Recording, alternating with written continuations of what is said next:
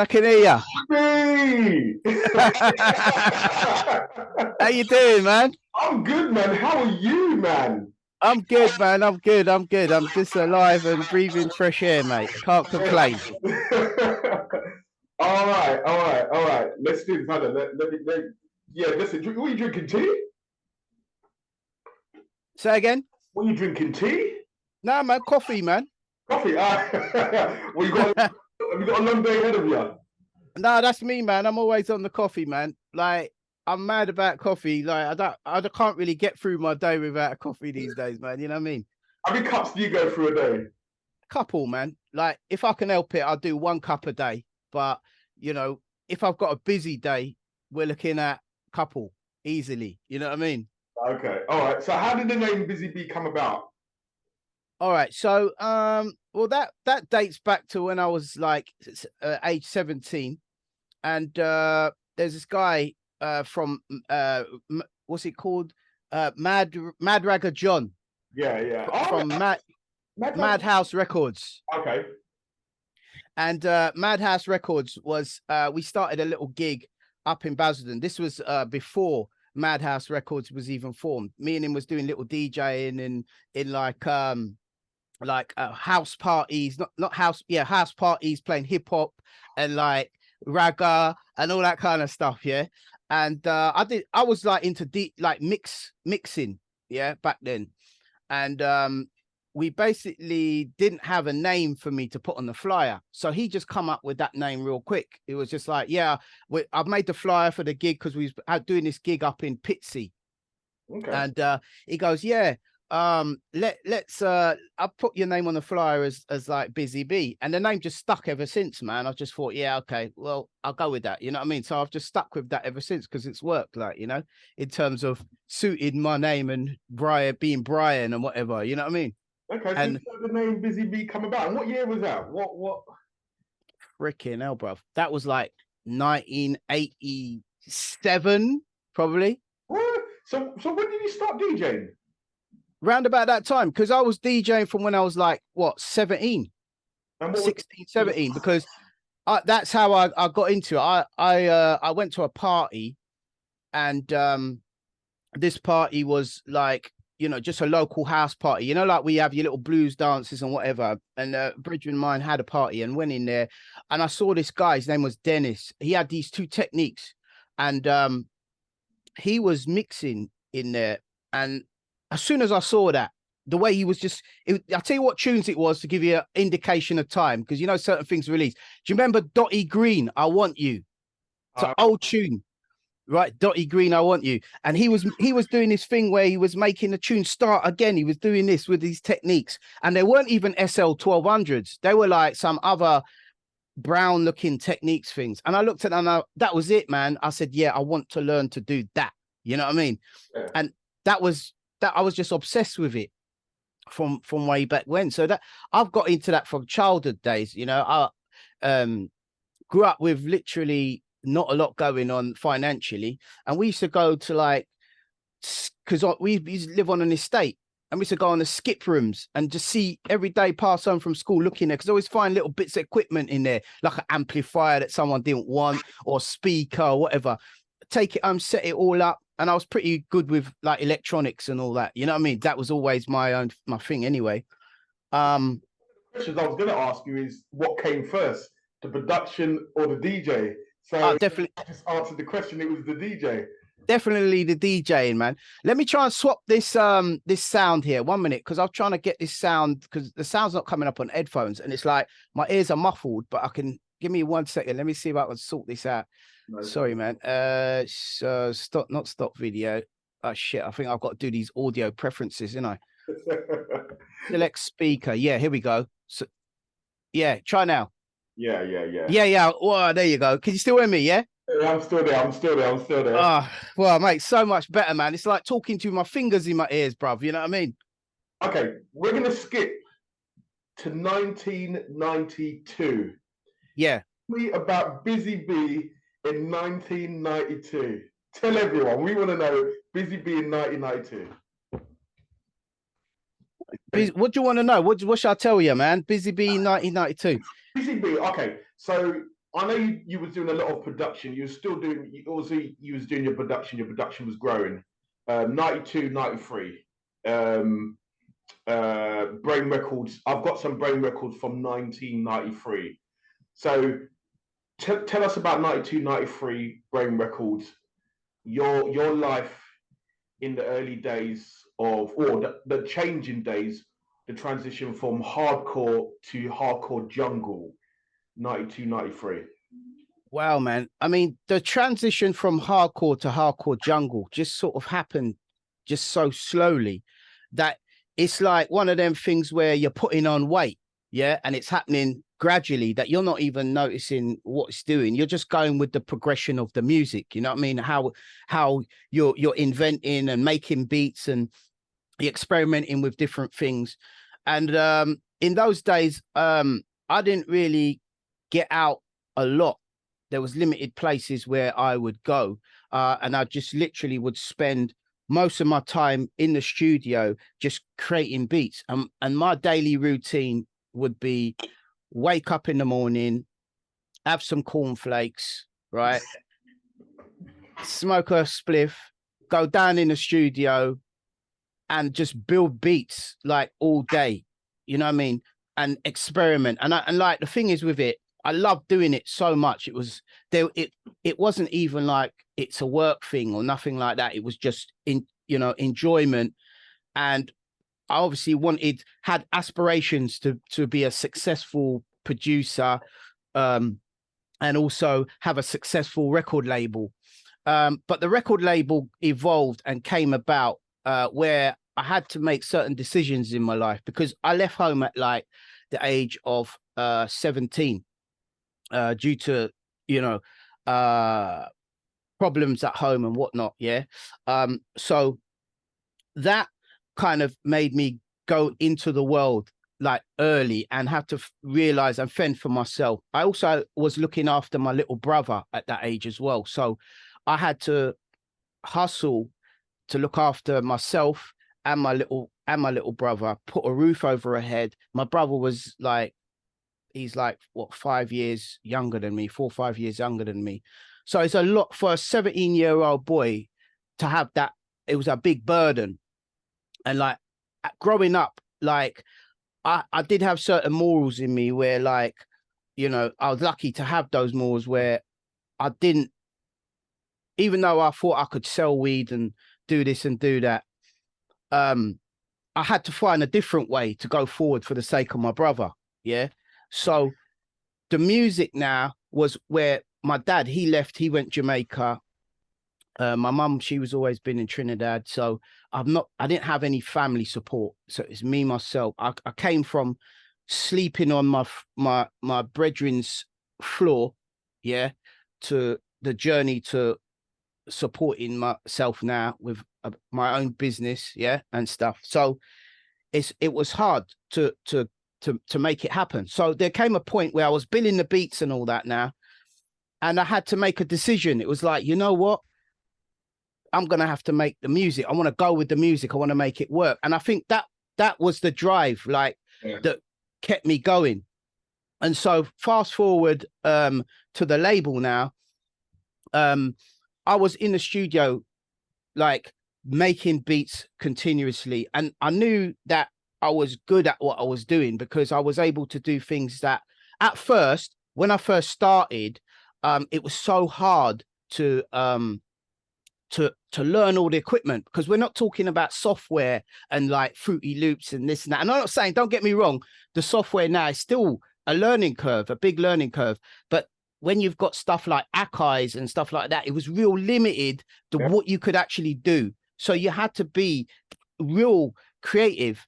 And looking back at it to what we've got now, I didn't realize how creative we had to get. We were so limited. Certain things could only play on certain channels. And an amount of time.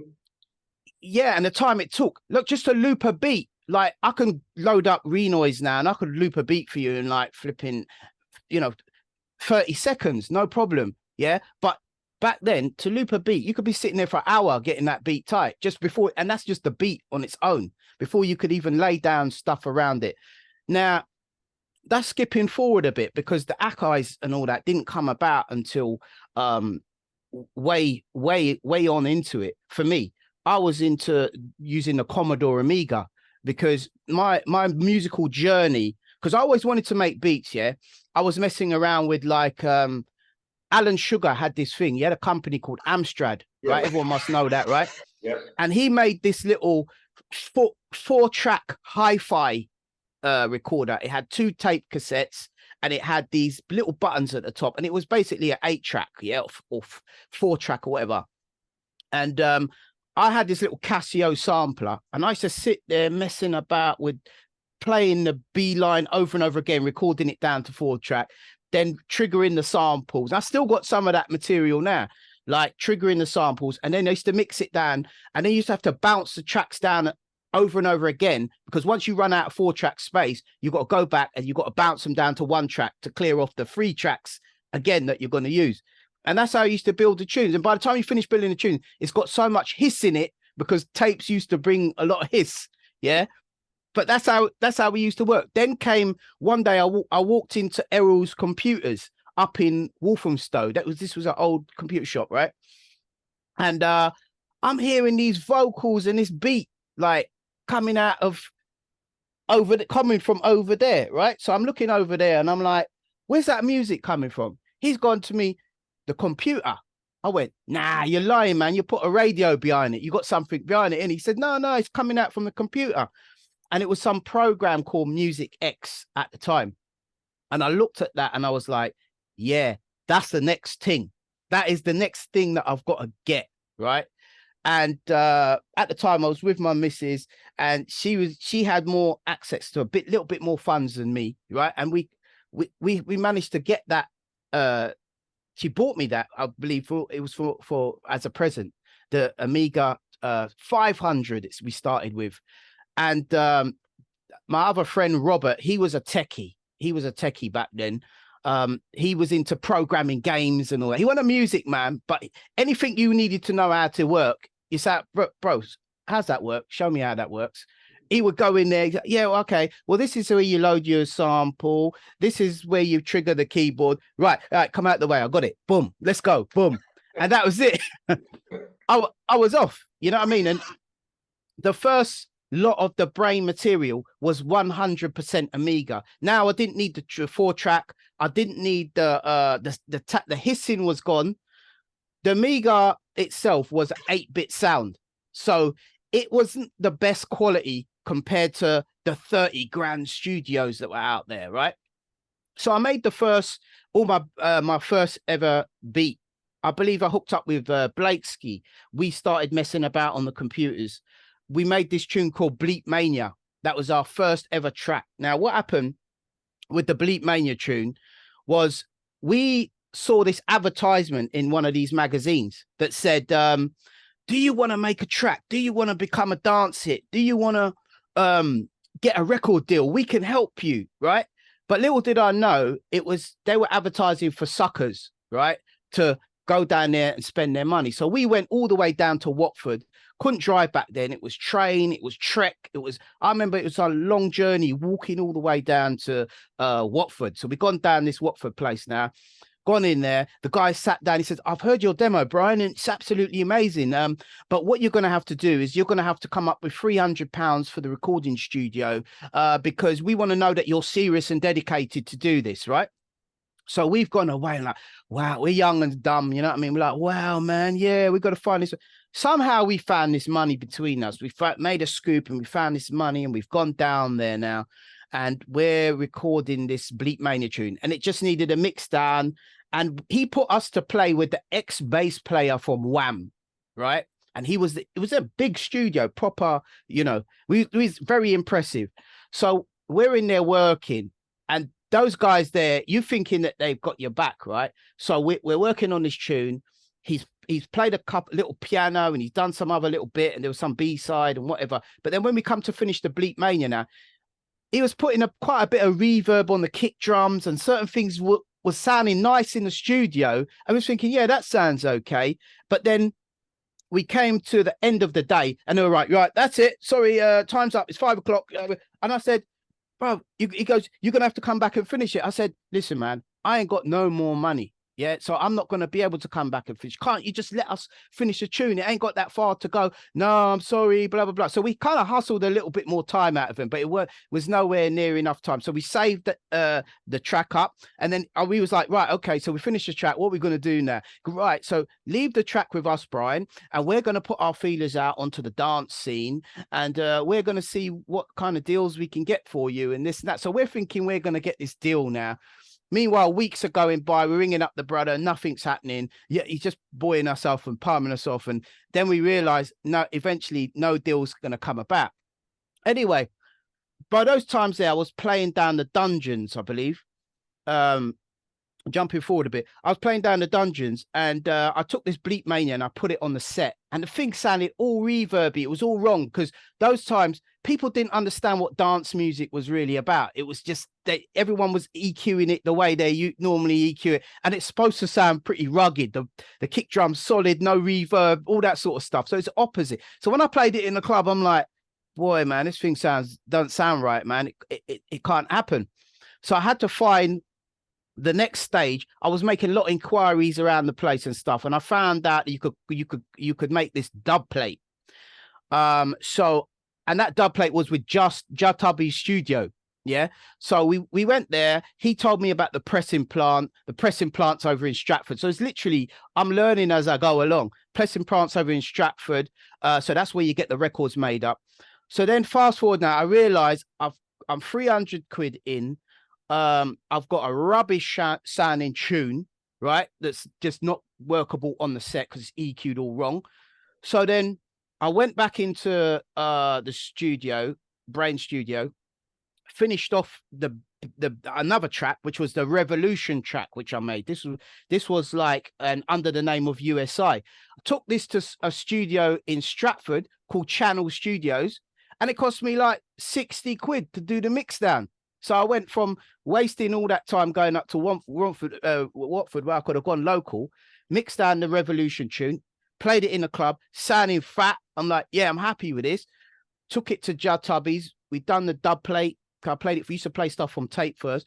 Done this acetate, it was called. I didn't even know it was a dub plate, but it was called acetate. And then went on to press my first ever record on. This was the first ever pressing on Brain. And so this is that release for Brain Records. Yeah, this is the first ever release for Brain, and that release, I found out about the distribution and stuff like that. That first release sold 1,000 copies, 1,000. Back then, I know it sounds like 1,000 copies sounds like nothing, but like back then, that was a big deal for like independent music, brand new music just coming out. You know what I mean? Dance music. 1992 or 93 was that? That was got to be 1992. Okay, that's a lot in 92. Yeah, that's a lot. So what was your reaction hearing it in the club, seeing people's reaction to it? What was it like? How did that feel? It was good, man. It was like a sense of achievement, you know. It was like, yeah, man, this is good. It was encouragement when you see, because like this is my first ever play in a club.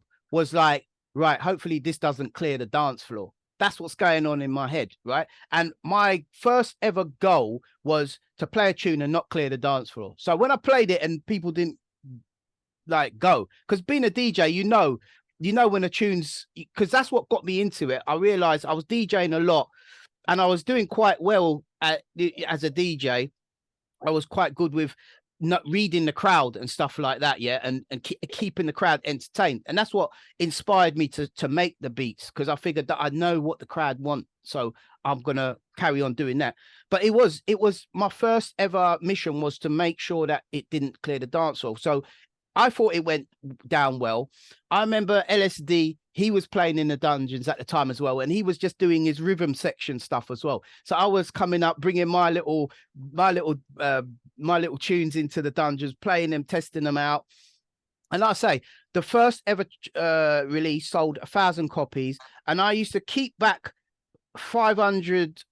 I keep back half of the profit towards the next press, and then the other half of the profit towards another piece of equipment that I'm going to buy. So that's how I kept on rinsing and repeating over and over again until I was slowly building up the equipment. So there wasn't any kind of like personal financial gain in it. It was just building it. The mission was building up a studio to be able to work in. And then we went from first of all, we had the Amiga, we got a couple of keyboards, because keyboards were very crucial for sounds, built up all that, and then eventually moved on to doing the Akai's. And the Akai's were high quality. And then back to the quality of the Amiga, because it was 8-bit, the quality was never like perfect. But what I didn't realize is that weird sound that the Amiga has, that crispy, crunchy sound, is a key characteristic that actually gave it an edge over everything else that was the same sort of sounding. Yeah. And we didn't realize. And it's like kind of like when I look back at stuff like, I'm not comparing myself to Bob Marley because that's ridiculous, but when I hear about stories about Bob Marley in the Wailers studio, where they used to mix it down to 1/4-inch tape and all that, and that gave their old reggae its edge. And at the time when we heard this, when we used to listen to this 8-bit sound, crisping and crunching, and the quality weren't there, we always just sit there and think, man, I wish we had more quality to work with. But we just made it work the best we could. We tweaked it up. The Amiga only had 2 output channels. So that's where the old sound system knowledge came into it, because it was one channel we used to use, and it was all in mono, by the way. One channel we used to use for all of the high to the mid to high end sounds, and then channel number 2 was for the bass and the breaks, right? And then that would used to go into a mixing desk, and then you'd take back some of the low end on the mid and high end stuff, and then maybe just slightly enhance the lower mid and well, it wasn't even lower mid back then. You only had 3 dials, man, to choose from, but just enhance the low end a little bit on the bass side. And then so there, I see a lot of people discussing that it's a big topic whether having breaks in mono or stereo for jungle excuse me, is crucial. But the thing is, right, reverting back to the studio days, the Akai's used to all be in mono. Every single sound was in mono because you could not afford the sample time. Because remember, if you sample a break and you sample in stereo, that's 2 channels. So that is going to take up 2 lots of memory rather than 1 lot of memory. Yeah. So we used to sample everything in mono. Some of the breaks, we used to speed them up so that they used to take up less sample time, and then slow them back down again in the sampler. Because it's all about, remember, you're building a whole tune with 2.5 seconds of samples in some of them old samplers, which is literally nothing. You know what I mean? So we had to find ways of, and don't quote me on a time frame. It might be 10 seconds. Could be wrong there. But even 10 seconds of sampling time when you've first got something, it's nothing. So we had to make the most out of it. And then we'd buy things like effects unit, like an Alesis SR12, yeah, or the quadriverbs or the MXR effects units, right? And that used to be like a stereo delay or a flanger. And what we used to do is put the mono side of it on the desk with a little bit of delay, yeah, or reverb, and that's what used to give you the width of the sound. So breaks, bass in mono, even the sounds are in mono until you put a little reverb on them to give them a bit of width, and that's where you used to get that width from.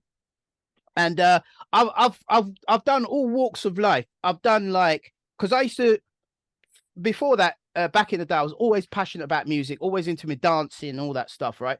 So I used to listen to a lot of music on headphones. I had a messenger job. That's what I was doing. I was, you might as well call me the human fax machine, bro, because like I used to walk up and down London Wall every day, taking documents from bank to bank. Yeah, that was like for agency work that I got.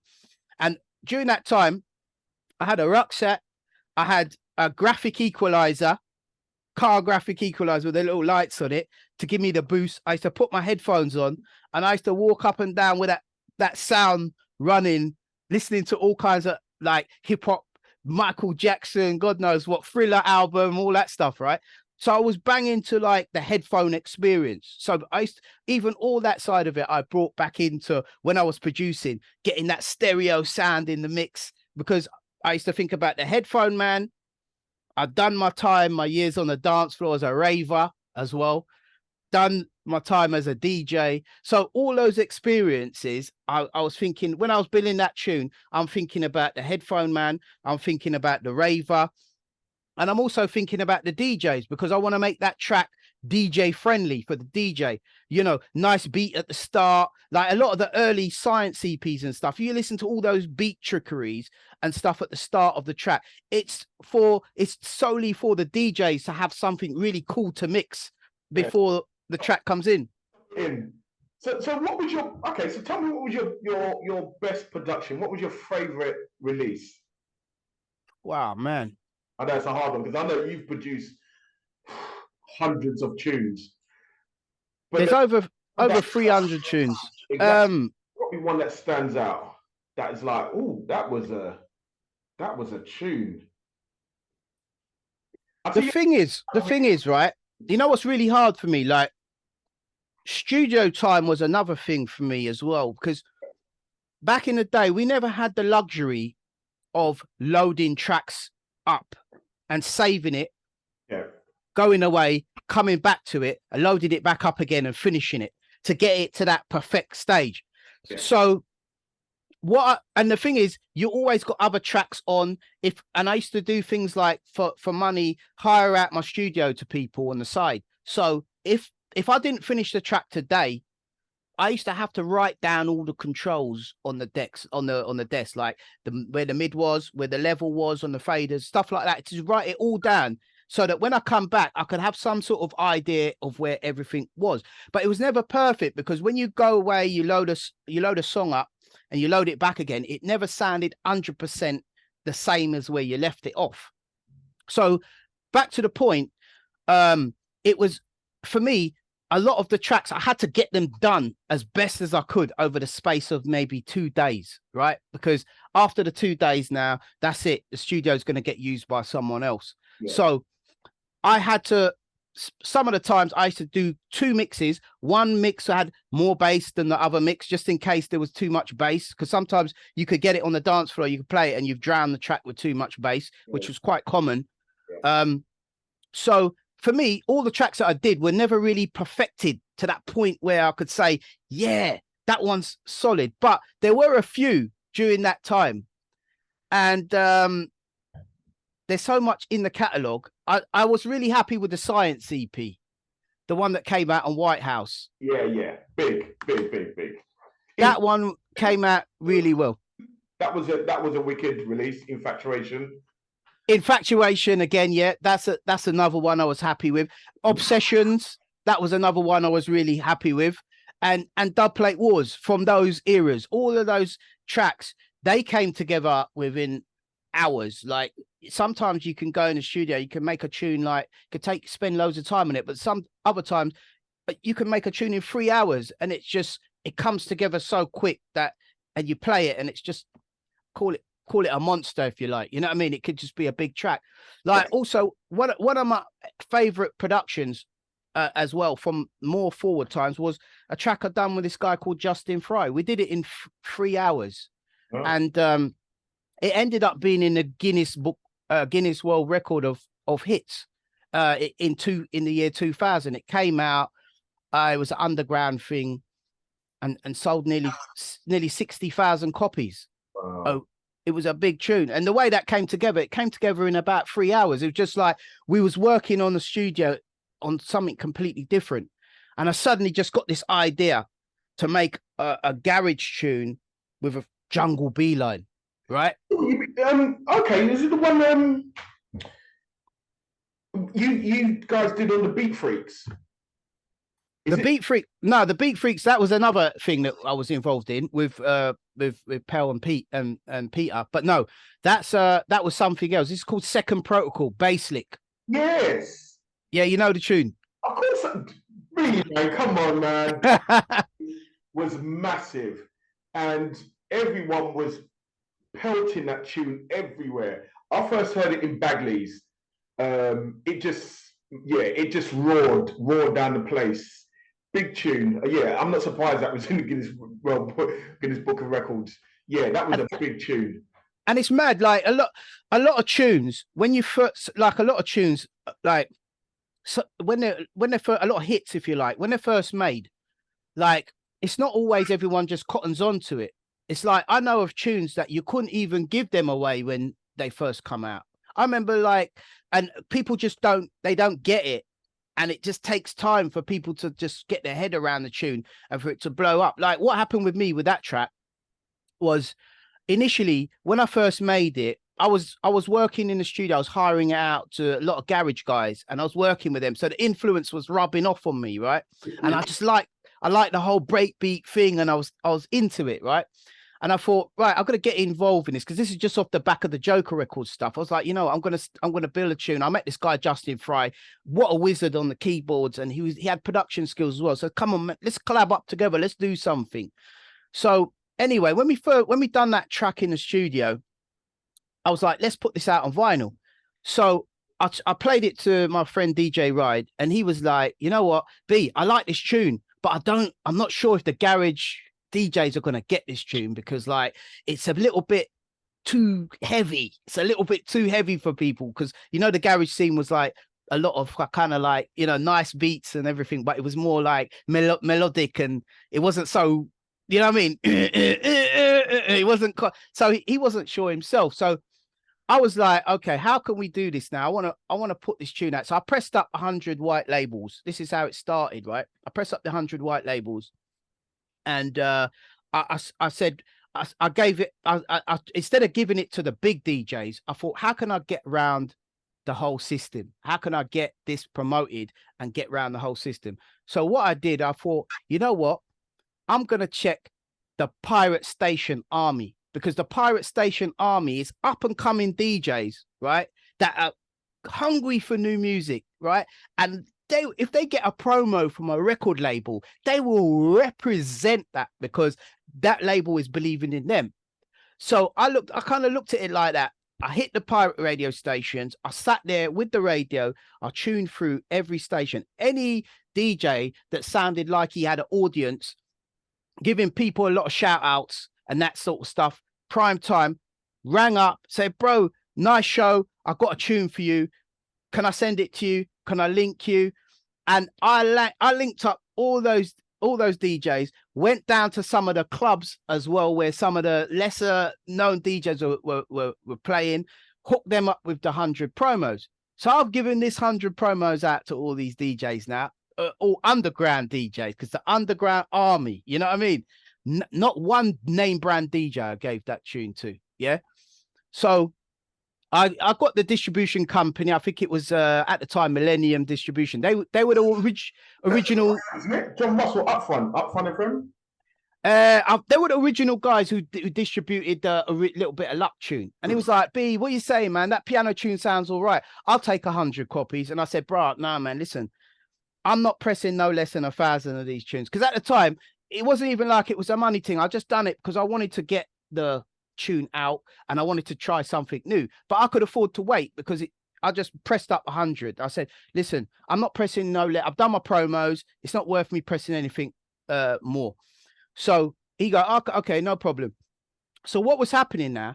This is what I picked up is all these pirate station DJs started playing a tune. The tune starts getting popular. So what happens? The people started requesting the DJs on the pirate radio station to play.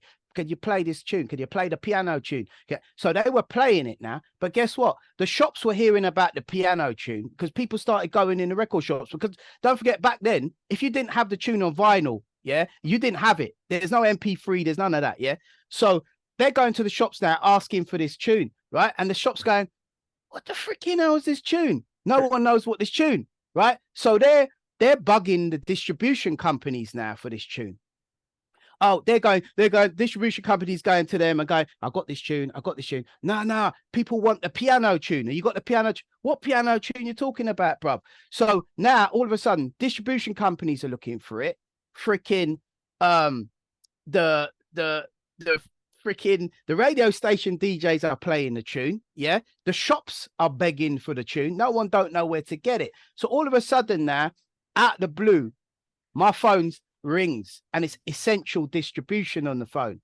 And they're like, B, you know what? We'll take 1,000 copies of this tune off you, cash up front, right? And at the time, I think the going rate for that was about £2 a unit, £2.20 a unit. And that was like the first time I'd ever been offered anything like that, right? So at the time I was working with DJ Ride, he was working for Mo's Music. So it's like, hold fire, B, let me go and talk to Mo and see if Mo can offer you anything better deal. Because now all of a sudden we got a tune buzzing on the street. Essential wants 1,000 of them cash up front. No one's ever heard of that. Yeah. So now he's come back following the day. He's come back to me. He says, B, Mo said he'll take 2,000 of them off your cash up front for the going rate. Yeah. So I went back to Essential. I was like, sorry, bro. I've had a better deal from Mo. So Essential's gone, B, we'll take 3,000 of them cash up front. Right? So I've gone back to Mo. Mo's gone, all right, I tell you what, how much are they offering you? 220 a unit. Mo's gone, all right, I tell you what, I'll give you 250 a unit, 3,000. Gone back to Essential. By the time we finish now, Essential's like, right, B, 3,000, £3 a unit, cash up front. What you saying? Gone back to Mo. Mo's like, nah, all right, I'm out. I'm done. Went down the pressing plant, pressed up 3,000 units, made the order. Back then it was easy to get pressed within a week. Gone down to Adrenaline pressing plant. My brother had his van. We loaded up 3,000 tunes in the van. The van's weighing down like this. We're driving up to Essential.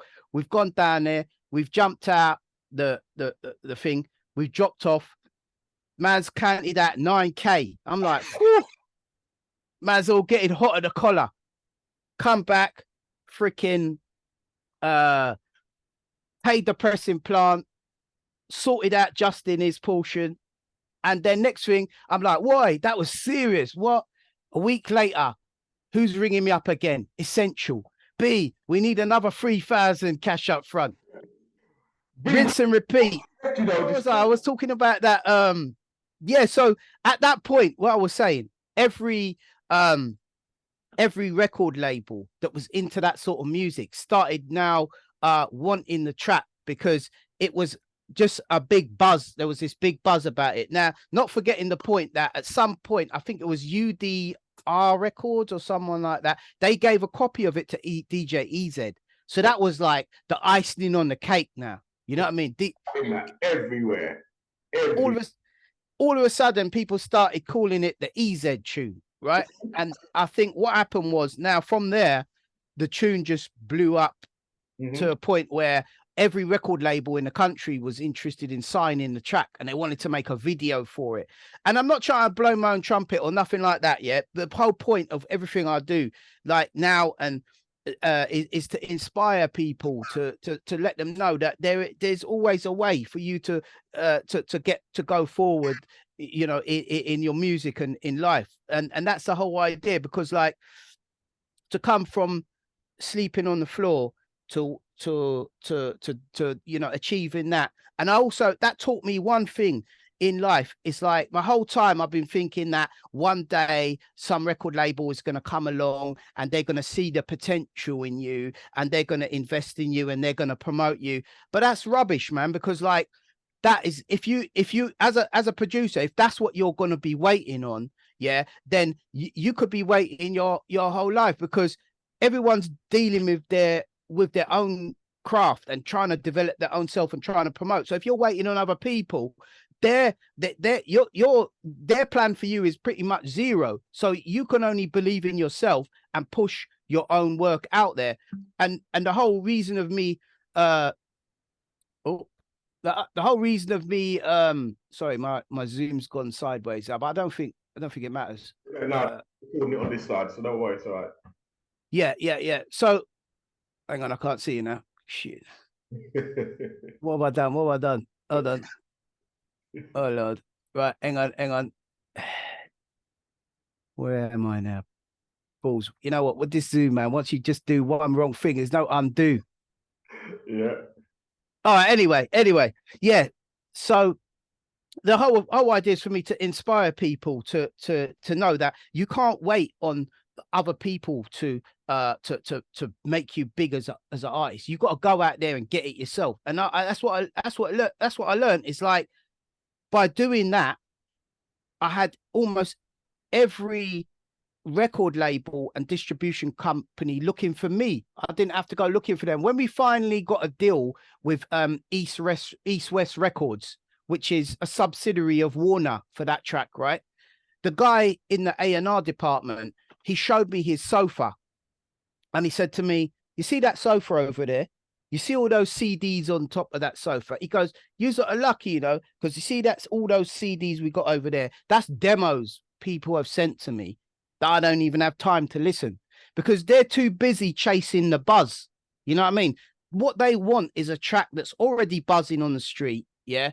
That all they have to do is just take that and it's proven that it works and do their work with it, make a video and do what they do. Yeah. And that you've already half done it for them, but you're not going to get a deal if you just think that, oh yeah, I've got talent, because it's not just about talent. It's also about doing the graft as well, getting out there and doing the graft. Someone's got to be doing the graft. It's like with me and Joker Records, it was like in the studio, Pugwash used to come with a lot of ideas. Yeah. And I had all the kit, all the B lines, all the programming, everything. And we used to take those ideas, build it into a tune, and from there put it on a DAT. And Dean had a gift of linking people. He used to go out and he used to do all the linking, all the dubplate, all the on the Joker record because I want us to do a little segment on that. All right. All right. I want you to explain to everyone your love for Eamon first, and then we're going to go into the Joker, because Joker Records was something when I started listening. When I realized that you was behind Joker Records, I was like, oh my gosh, no way, this is not Bizzy B style. But yeah, tell everyone about the Eamon, because Eamon is how I know Bizzy B. For that was the Eamon beatage on Brain Records is how I know Bizzy B, and then we're going to go slide into the Joker, how that all come about. So tell us about the Eamon. What was your love for Eamon? How did it come about? Okay, so the love for that beat was going back to, again, in the hip hop days, yeah, because for me, I didn't know anything about Eamon Brother. That was all I knew about, was that this beat was heavy, and it was the same beat that was in Mantronics. It was what's a tune called? Stupid Fresh or something like that. It was in Mantronics. It was in NWA. Yeah, it was on Ultimate Breaks, Beats and Scratches. It was on Simon Harris. Ultimate Breaks. It was on Simon Harris Breaks, Beats and Scratches, and all those sample CDs is what I acquired. Yeah, during my time as a producer, linking people with break beats and stuff like that. Yeah. So I didn't know anything about the whole Eamon Brother side of it. Respect to the Colemans, 100%. But I didn't know anything about that. Yeah. Completely ignorant to that. So as a drum loop, when I was making my first ever tracks, I think it's a Revolution was the first ever track. I just wanted a heavy drum beat. And I always knew and always related to that particular beat. I didn't even know it was called Eamon. I think I used to call it King Beat. That was the nickname I had. And it was named after the Mantronics tune, King of the Beats. That's it. It's come back to me now. The King of the Beats. So when I used that break now, it was to create a heavyweight drop in the track. And that goes back to the first ever track that I released, was the Revolution track. It's in that, yeah. And I felt like when I did it, I actually felt like I was doing something completely unique and new. That was in my head, like, whoa, I've got yeah, that beat, man, boy, that's gonna sound heavy in a tune. Boom, right? And I put that in a track. Now, later on in that progress, getting the beat for me, getting the beat tight was a challenge in the studio. It was a challenge getting the beat tight. And developing it was getting the beat tight back then. Now they laugh at me saying that, but like getting the beat tight back then for me was a challenge. And what happened was I used to cut the beats up, chop it up, because I stumbled upon chopping up the beat was a way of getting it tighter quicker, because instead of relying on the whole loop just to loop round, you could drum it in, right? And by drumming, like chopping the beat and putting it in as a drummer, that used to make up for any of the little contingencies where it wasn't quite perfect. So you used to get the loop right and then chop it up, bam, bam, bam, and we start chopping. So now, all of a sudden now, you see, with the Commodore Amiga was way ahead of its time. It might have been 8-bit, but some of the shit you could do in there, like chopper, like look at a WAV on the screen, it was almost unheard of back then, unless you had thousands of pounds of equipment with Avalon and all this Atari palaver. That was way out of anyone's budget and reach. And for the 300 quid you could buy your Amiga, you had this freaking wave on the screen. You had an online wave editor, like literally inside the sequencer. So you could cut the snare there, you could cut the hat there. So I had the low quality version of the future. Yeah. So I was able to go in there, chop the beat up, and I started chopping. Now, when I started playing this chopping stuff, fast forward, people were like, freaking hell, B, like, what's all this chopping? Like, how you doing that shit? No one could figure it out. Like, no one I met. So I have to be careful with these words there, because I don't want to sound like I'm trying to blow me on trumpet. I'm just telling my story. You know what I mean? How it was. So I was chopping up this beat, and a few heads were listening and say, how are you chopping up this stuff? And then when I showed them the tracker programs, I used to use a tracker program. It used to look like the Matrix, like this. Yeah. And the tracker programs, I remember I used to invite a few DJs up to the studio, and they said, look at that flipping tracker going down. And they couldn't understand it. We're like, freaking hell, that looks mad, B. How you billing tunes on that? But that's how the chopping up the Amen and the whole Amen journey started. And then I was chopping up not just the Amen, all different breaks with it. But the Amen for me is such a heavy beat. Like, it was like, whenever you want the tune to sound heavy, you just freaking draw for the Amen and you just do some, even today, even yesterday, I was freaking looping the Amen and putting compression for it. Because I used to do things like stick it through a compressor, put a compressor on the channel, and it used to make the Amen sound like it was absolutely slapping in the early days. Remarc, you and Remarc back in 94, 95 were known as like the Amen Kings. Don't get me wrong, Dillinger as well, but it was like you and Remarc. Everyone wanted to hear a track with you and Remarc collaborated, because you guys were the Amen Kings. Like, the tunes that you used to were releasing in them days were just like, yeah, we just needed to hear a collab between Remarc and Bizzy B. It would have been, yeah, it would have been out of this world, because you guys were kings.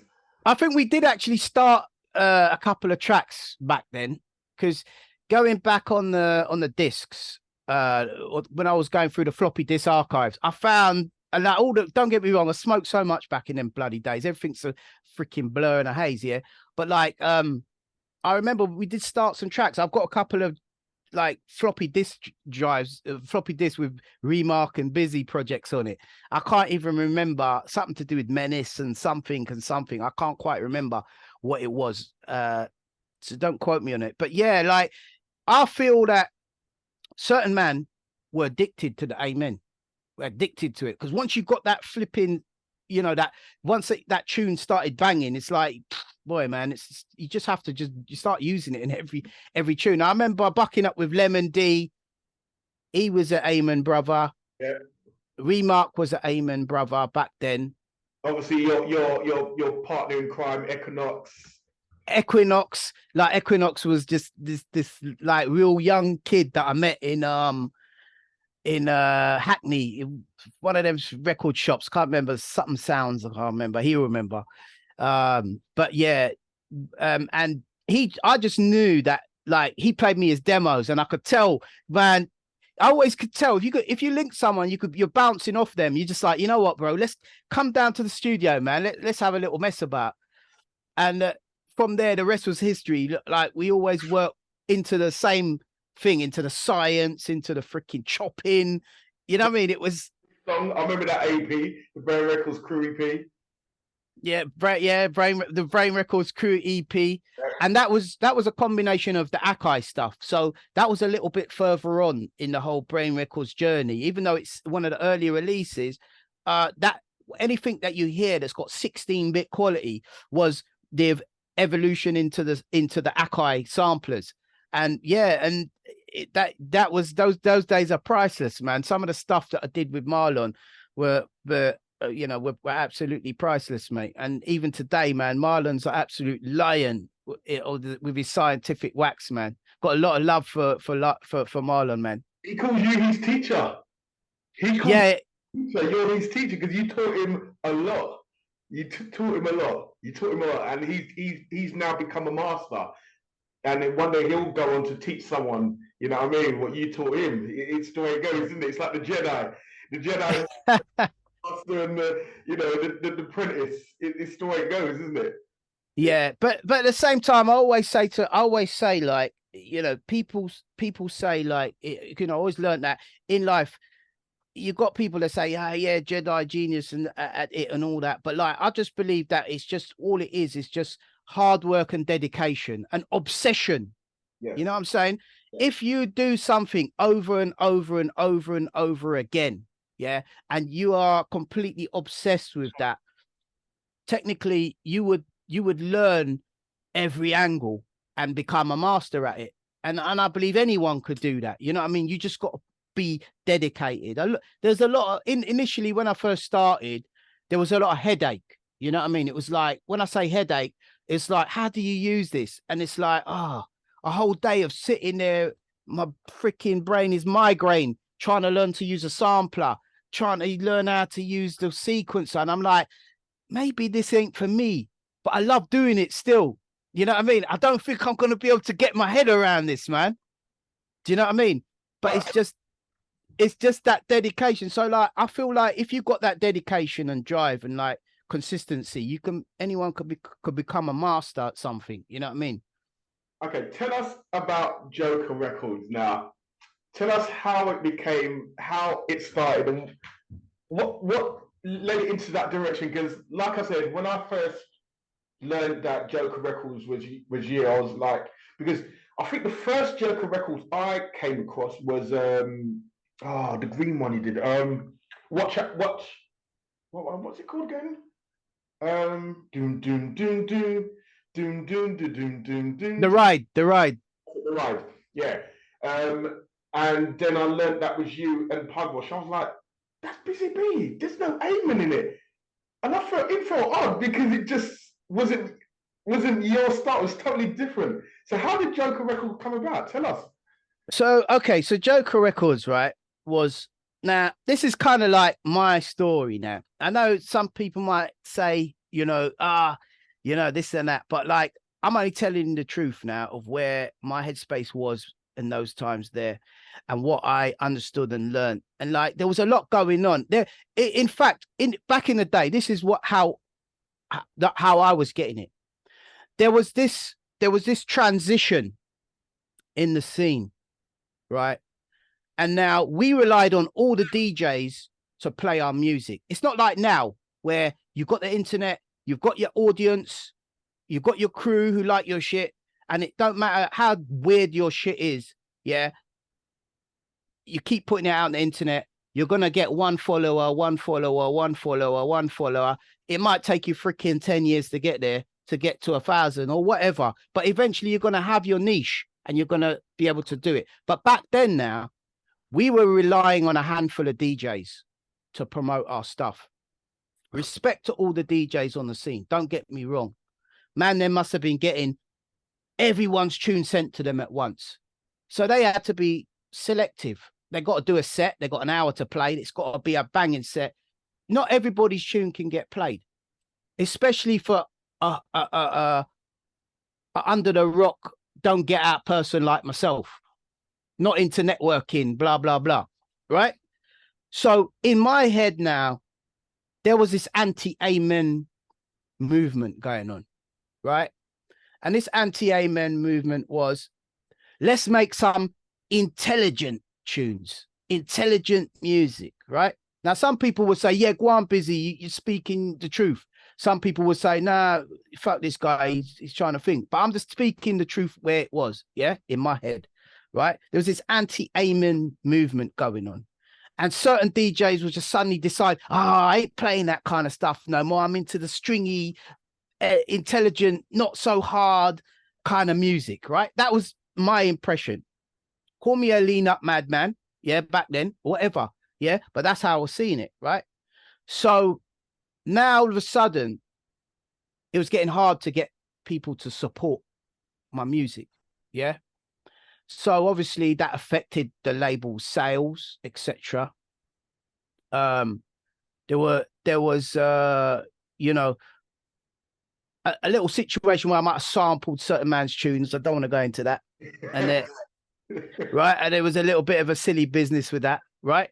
But whether it's connected, I don't know. But yeah, the point being was it was a lack of support from DJs, in my opinion. Maybe I didn't get off my arse and go and get in their face enough about it. Fair enough. But whatever the case may be. So it affected me as an artist to get my music out there. So sales wasn't so good. Resources dried up. It was getting very hard. So I got to that point where I was going to quit. You know what I mean? I was like, screw this, man. You know what I'm saying? It's getting hard. I'm just going to stop putting out music and just make music for myself. That's it. And no more of that. Then I kind of went to the Laser Drum, met up with Dean, Pugwash, and Joker Records #1 was Over You. We did a tune that had Amen in it. And I thought, I'm going to just go under alias. No one ain't going to know I'm even involved in this shit. You know what I'm saying? No one's going to know it's me. This is my mindset, yeah? This is how I'm thinking. It's my story, right? So we've gone into the studio. Dean was the new face of the music, Pugwash. We built the tunes together. We worked on it. Dean wasn't so much of a musical man, but he had ideas, yeah? And I could help him put them ideas together, and we put our input into it. So it was a team. So from there, he'd take the track on DAT, straight out of the DAT machine, off he'd go. We had a schedule. Every Monday, we're in the studio working. Total schedule. So he off he'd go. He'd go down the Music House, Pugs, yo, Link Man. And he was in the DJ's faces, right? So he would, wasn't he? Yeah.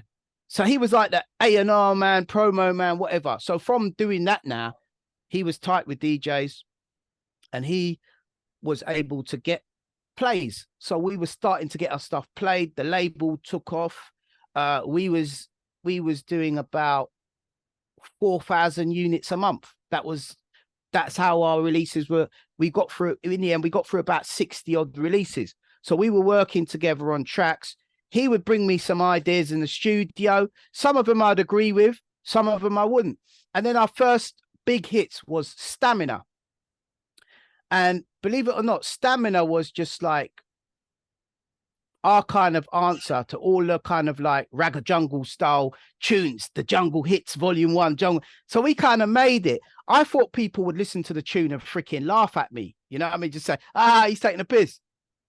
But when I played it on radio, I'm looking at MCs going, bo, bo, and they're pulling the tune up. I'm going, right, this tune's serious. And then when we went to Wembley and they played it in Wembley, and I just stood there in the middle of the dance floor and I saw 10,000 people freaking pulling up the tune.